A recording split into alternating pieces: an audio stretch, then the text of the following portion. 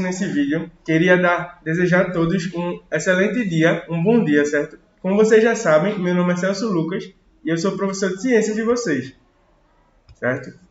A gente já viu um pouco sobre a metodologia científica e sobre sua importância, certo? Para que serve a metodologia científica? Como a metodologia científica é feita e quais são os objetivos? A gente viu que ela é extremamente racional, extremamente objetiva e ela procura fatos e evidências baseados em estatísticas e em números que possam comprovar a validade de alguma palavra, alguma verdade, certo? A gente também viu que a metodologia científica ela se nega a qualquer tipo de crença ou de ditado popular, que ela não necessariamente vai seguir os princípios e os conceitos que a sociedade almeja, certo?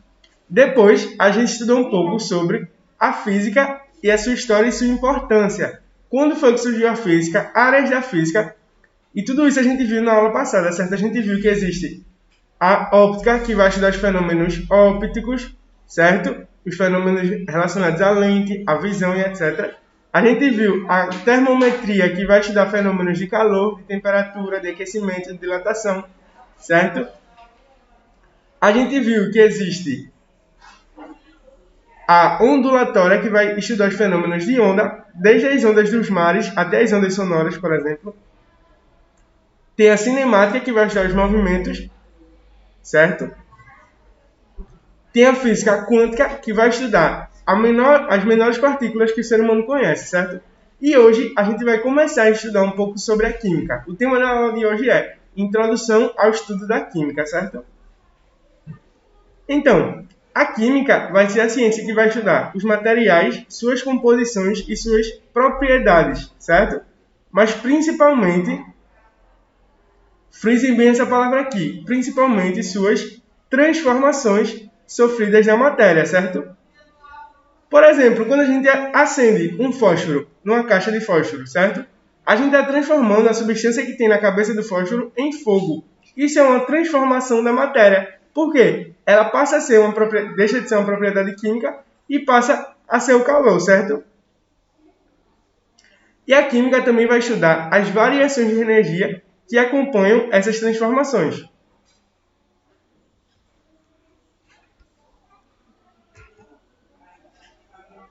Atualmente, a imagem que nossos meios de comunicação nos passam é de que a química é sinônimo de substâncias tóxicas perigosas que causam poluição. Sempre quando a gente escuta falar no jornal, nossa mãe, nosso pai, fala sobre isso aqui tem química, esse produto aqui, por exemplo, de cabelo tem química. Geralmente as pessoas estão se referindo que aquele produto ali, que elas estão lhe mostrando, tem algo danoso e perigoso para a nossa saúde, certo? O que não necessariamente não tem nenhuma relação, não é porque é algo químico que necessariamente faz mal. Os remédios, por exemplo, são químicos, mas alguns podem fazer mal para algumas pessoas e outros podem fazer bem, certo? Por isso, a imagem da química na sociedade ela é extremamente desgastada, porque as pessoas sempre vão relacionar a palavra química a algo maléfico, algo tóxico ou perigoso. Como aqui, ó, Teodoro Padaria, produtos naturais sem química. E aqui, Tiozão Pururuca, por exemplo. Não contém substâncias químicas, ingredientes, apenas óleo e sal. Então, o sal, por exemplo, é uma substância química, né? A gente vê muito isso em propaganda. Não contém substâncias químicas, não contém químicos. Isso é uma mentira. Nenhum produto é isento de química, porque a química é todo componente presente na matéria. Então, tudo tem química. Nós, enquanto seres humanos, temos componentes químicos, madeira, vidro, remédios. A água, ela tem as partículas, né, que é a fórmula H2O, é uma substância química, certo? Então, falar que algo não tem química é uma mentira, certo? Então, não acreditem em produtos que dizem a vocês que não possuem química, porque, na realidade, eles possuem. Porque é impossível algo ser isento da química. Se fosse algo sem química, seria algo que não existiria, certo?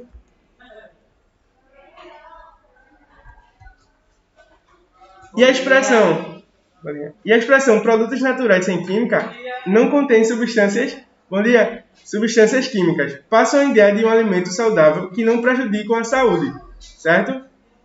Vale lembrar que essas expressões são totalmente incorretas, pois, para obtermos o pão e a pururuca, por exemplo, realizamos reações químicas e elas também contêm produtos químicos, certo?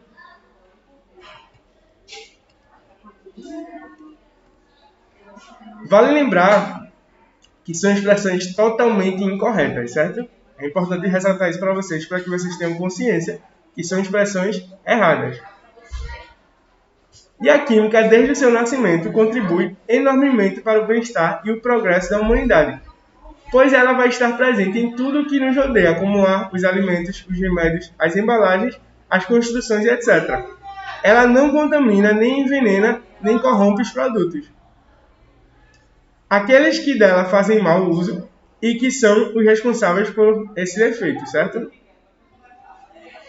E a química tem, como outras ciências, uma linguagem própria e universal, que vai representar seus eventos que ao longo do curso você poderá interpretar e aplicar. A gente vai estudando aos poucos alguns conceitos, algumas premissas que existem dentro da área só da química, certo? Que vocês vão poder usar, aprender e se apropriar desse conhecimento, que é de extrema importância. Então, agora a gente vai estudar um pouco sobre a história da química, certo? Quem vive na época retrata na ilustração consumia frutos com casca e semente, até aprender que as retirasse os alimentos ficariam mais saborosos, certo? Antigamente, nos primórdios da humanidade, se acredita que as pessoas consumiam alimentos com casca e tudo, certo? Mas aí, alguém em algum momento da história decidiu tirar essas sementes para ver o sabor que ficaria e descobriu que ficava mais gostoso e mais fácil de se alimentar. E para as pessoas se abrigarem do frio, elas cobriam-se com folhas secas ou matavam algum animal e elas retiravam a pele e depois secavam e então utilizavam como a gente usa hoje os lençóis ou edredons, né? Também acreditava-se que se você sentisse alguma dor no estômago, a pessoa poderia massagear, comer um vegetal ou pedir uma força divina que ajudasse a aliviar essa dor, certo?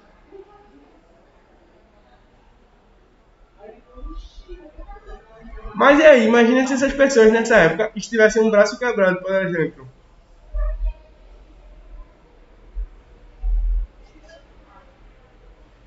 Não se existia remédio, certo? Em algumas situações aqui na antiguidade, nos primórdios da humanidade, como vocês estão vendo aqui, não se existia remédio nem solução para determinados problemas, como braço quebrado, falta de alimento, etc. Né? Ataque de animal.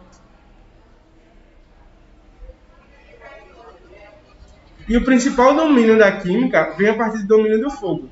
E ainda diz que há 5.000 anos, algumas tribos conseguiram este sucesso que ainda hoje é uma das tecnologias mais importantes, que é o fogo, certo?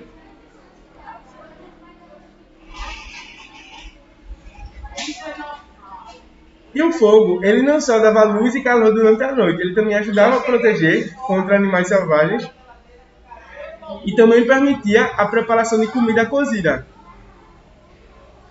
E quando as comidas cozidas eram expostas ao fogo, elas continham uma quantidade menor de micro-organismos patogênicos. Essa palavra aqui, patogênico, significa causadora de doença, certo? Algo patogênico é algo que causa doença. E essa comida, a partir do fogo, ela era mais facilmente digerida, certo? E assim baixava a mortalidade e melhorava as condições gerais da vida.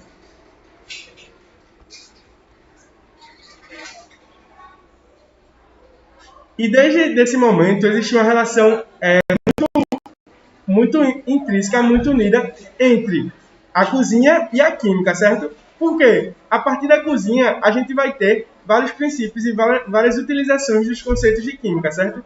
Que o ser humano foi descobrindo ao longo do tempo. Por exemplo, a pólvora negra, que a gente vê em filmes e etc., foi descoberta dentro da cozinha por um cozinheiro chinês. E a química também ela foi imprescindível para o desenvolvimento da metalúrgica e materiais como cerâmica e o vidro, e além da maioria dos processos químicos, certo?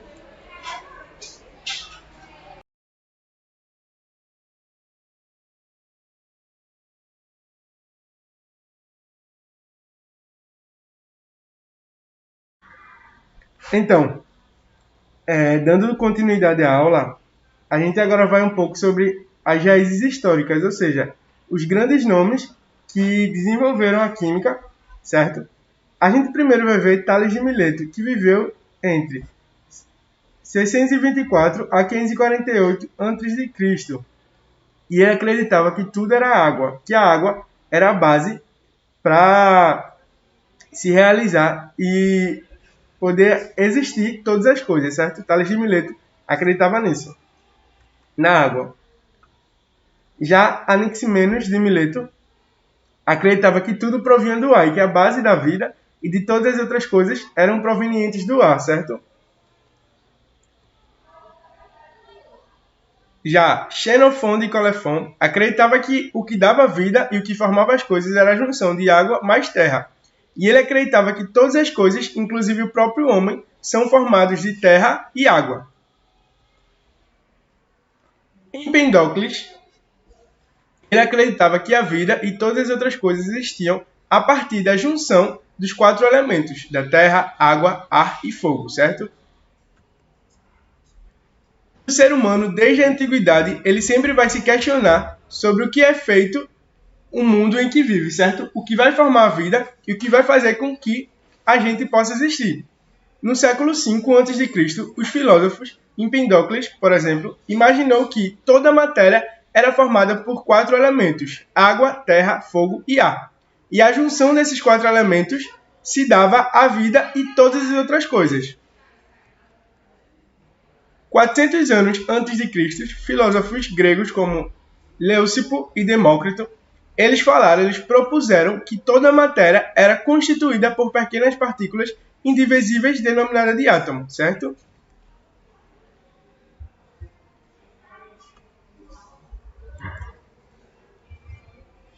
E Demócrito, ele vai dar a ideia do átomo.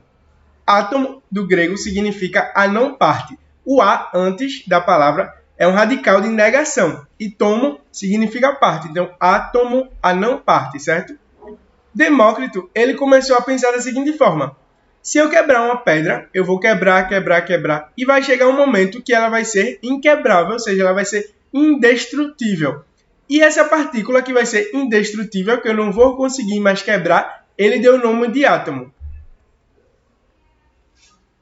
E ele atribuiu aos átomos a qualidade de serem eternos, imutáveis e indivisíveis. A gente vai ver durante o ano que sim, eles são eternos, mas eles podem mudar e sim, eles podem ser divisíveis. Só que em uma certa condição muito específica, certo? Só, por exemplo, para vocês terem noção, a divisão do átomo gera uma bomba atômica, por exemplo. A bomba atômica lá, que caiu em Hiroshima e Nagasaki, foi a divisão de vários átomos de hidrogênio, por exemplo. No entanto, a ideia de Demócrito sobre a matéria não foram aceitas pelos filósofos do seu tempo e foram esquecidas, certo? 350 anos antes de Cristo, Aristóteles aprimorou a ideia dos 4 elementos, associando a cada um deles suas qualidades opostas. Ou seja, ele vai dar a cada elemento, podia se transformar no outro, pela adição ou remoção das qualidades que possuíam. O ar era o contrário da terra, o fogo o contrário da água. Então, se eu adicionar água no fogo, o fogo para de existir. Assim como se eu adicionar ar na terra, a terra para de existir. E foram necessários 2.200 anos para que as ideias dos atomistas, ou seja, as pessoas que acreditavam nos átomos, apesar da lógica que apresentavam, fossem apreciadas outra vez por Galileu. Em meados do século XVII, aqui está uma estátua de Leucipo e Demócrito. Entre o século III e o século XVI, o século III a.C. e o século XVI depois de Cristo, a química estava denominada com esse nome aqui de alquimia, certo? Frisem bem esse nome aqui. A alquimia. Existem muitos filmes, como O Alquimista, por exemplo, ou filmes antigos falam muito em alquimia. A pessoa responsável pela alquimia, em filmes antigos, é um termo muito conhecido. E o objetivo dos alquimistas era a investigação mais conhecida da alquimia, era a procura da pedra filosofal. Sim, a pedra filosofal, que é um objeto muito conhecido, principalmente a partir dos filmes de Harry Potter, que dá o nome do primeiro filme, Harry Potter e a Pedra Filosofal. E essa pedra filosofal era um método capaz de transformar os metais em ouro e produzir o elixir da longa vida, certo? Seria uma pedra que poderia transformar qualquer coisa, na verdade, em ouro e produzir o elixir da longa vida. Tanto é que a pessoa em Harry Potter, que tem a pedra filosofal, que produziu a pedra filosofal, ela não morre, certo? A partir de um líquido que ela faz a partir da pedra filosofal. E só que no último filme a pessoa aceita que tem que morrer e quebra e destrói a pedra filosofal, certo? Nicolau Fleming também foi um grande nome da química. Após a morte de seus pais, Fleming foi trabalhar em Paris como escrivão, ou seja, ele só iria escrever. E em 1364 ele casou com Perenelle, certo? Que era viúva. Eles dois juntos conseguiram algum dinheiro e passou a dedicar ao estudo da alquimia. Ambos os dois, tanto Nicolau Flamel quanto Perenelle, eram católicos devotos, certo? E o que isso implica? Implica que a igreja naquela época ela restringia muito os estudos de várias coisas, certo? E eles não poderiam estudar determinadas coisas como o corpo humano, por exemplo, mas eles poderiam estudar a química e seus princípios. E com o passar do tempo, eles se tornaram conhecidos pela riqueza e pela filantropia que realizavam, assim como múltiplas interpretações que davam à alquimia da época. Na investigação alquímica, desenvolveu-se novos produtos e métodos para a separação de elementos químicos. A química, como é concebida atualmente, começou a desenvolver-se de fato entre o século XVI e XVII. No século XVIII, ela desenvolveu métodos de medição cuidadosos que permitiam um melhor conhecimento sobre fenômenos como o da combustão da matéria. Ou seja, a partir do momento em que a química começou a conseguir medir as coisas, medir coisas que antes eram imensuráveis, que não se conseguia medir, ela teve uma grande explosão no seu desenvolvimento. Por quê? Você conseguiria medir, por exemplo, a quantidade de sal que você tem na água, a quantidade de sujeira que você tem na água, e aí você poderia utilizar esse conhecimento para poder gerar dinheiro, fazendo assim com que a química tivesse mais investimento e começasse a ter um desenvolvimento com a maior qualidade, certo? O surgimento da química em cada período e de acordo com cada sociedade vai ter um fundamento. No Egito Antigo, existia a extração de ferro, fabricação de vidro, e os egípcios conheciam a fermentação, que permitiam produzir cerveja. A fermentação é um processo realizado por fungos, certo? Que existe, por exemplo, na produção de cerveja, como a gente está citando, e também na produção de iogurte no geral, como Danone, etc. Os egípcios também fabricavam corantes utilizados, sobretudo, para maquiagem, certo? Cleópatra é um grande exemplo porque ela gostava muito de se maquiar.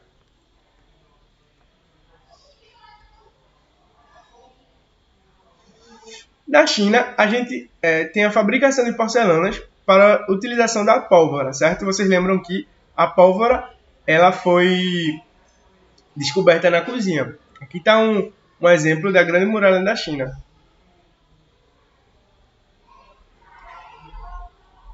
E a alquimia, na sociedade moderna, que está mais ligada à nossa sociedade, ela nasce em Alexandria por volta do século IX, antes de Cristo. Os alquimistas, eles tentam conseguir ouro a partir de diversos metais. E seu objetivo é a fabricação da pedra filosofal, que eu citei anteriormente, que transmuta os metais em ouro e permite a preparação de um elixir chamado de panaceia, ou remédio universal, certo? Que cura todos os males do corpo e deixa você viver por mais tempo.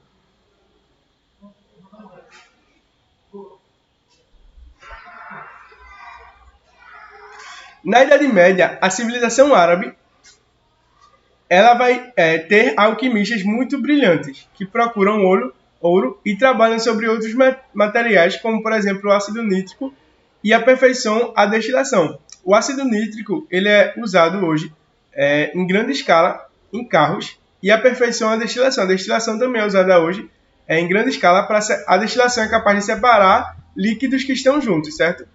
É um método, por exemplo, para separar água e óleo. No Ocidente, a alquimia apareceu na Europa com a raiz em traduções de textos árabes.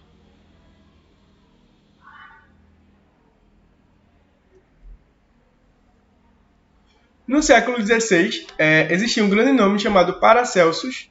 Através da sua prática de medicina e suas investigações sobre medicamentos, é considerado como precursor da química moderna. No século XVII, Newton, que é alquimista, além de físico, acha que existem forças entre as partículas comparáveis às forças da gravitação. Já no século XVIII, existiu a descoberta do oxigênio por Scheele e Preston, certo? E a tentativa de síntese da água por Cavendish, mas até hoje não se conseguiu produzir a água, certo? A partir de meios químicos. No século XIX, em 1828, Euler fez um grande avanço para a ciência, que foi a síntese da ureia, demonstrando a unidade química mineral e da química orgânica, anteriormente considerada nos campos independentes. Por que isso existia? Antigamente se acreditava que as substâncias que o corpo produzia, o ser humano nunca seria capaz de produzir da mesma forma, certo? Então, a química orgânica era a química de coisas naturais e a química mineral era a química de coisas sintéticas. Até que Euler produziu a ureia, que quem não sabe a ureia é a urina que a gente expele, certo? É uma das substâncias presentes na urina que a gente expele. E a química orgânica deixou de ser só essa área da química relacionada a coisas vivas e passou a ser a área da química que estuda substâncias ricas em carbono. E em 1869, Mendeleev publica a sua classificação periódica dos elementos, que é vigente até hoje. Claro que não da mesma forma, com algumas alterações, certo? Em 1913, Bohr publica o seu modelo da estrutura do átomo e em 1926, Schrödinger publica o seu modelo da estrutura do átomo, o modelo de Schrödinger. Ele é utilizado até hoje, certo? E outro grande avanço, em 1953, a descoberta da estrutura do DNA por Watson e Crick.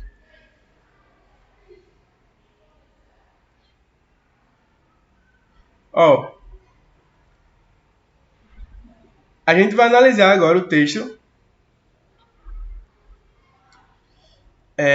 relacionando algo que eu falei no início da aula, que é relacionando algo sem química ou totalmente natural, certo? Este creme repelente é totalmente natural, feito à base de citronela, uma planta originária da Indonésia que tem um óleo do qual os insetos nem chegam perto. Além de repelente, o creme também é hidratante e filtro solar.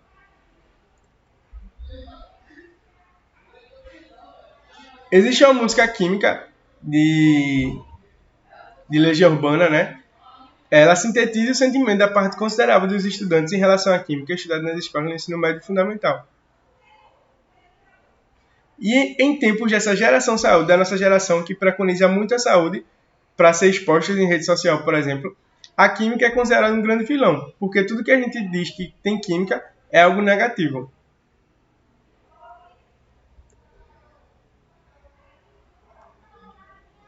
E é muito trabalhado hoje produtos com rótulos do tipo não contém produtos químicos.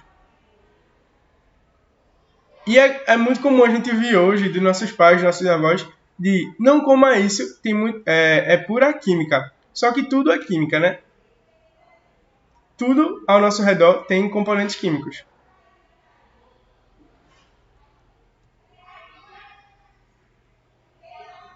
E a gente pode afirmar que a química é a ciência que é constituída de três aspectos básicos: os fenômenos, as teorias e a linguagem. Os fenômenos são os fatos relacionados aos materiais e suas transformações, podendo ser naturais ou artificiais, certo? E falar sobre, por exemplo, produtos vendidos em um supermercado ou sobre o consumo de gasolina de um automóvel é tratar também de fenômenos químicos.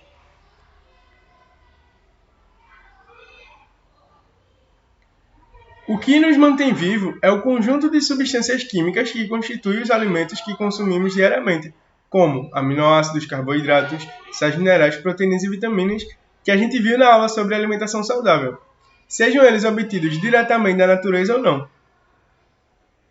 Diversas substâncias são produzidas continuamente em nossas células, que são sofisticados laboratórios de síntese.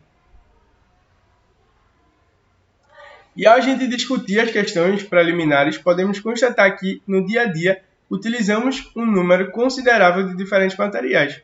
O repelente do mosquito do anúncio tem o mesmo princípio ativo a um produto natural.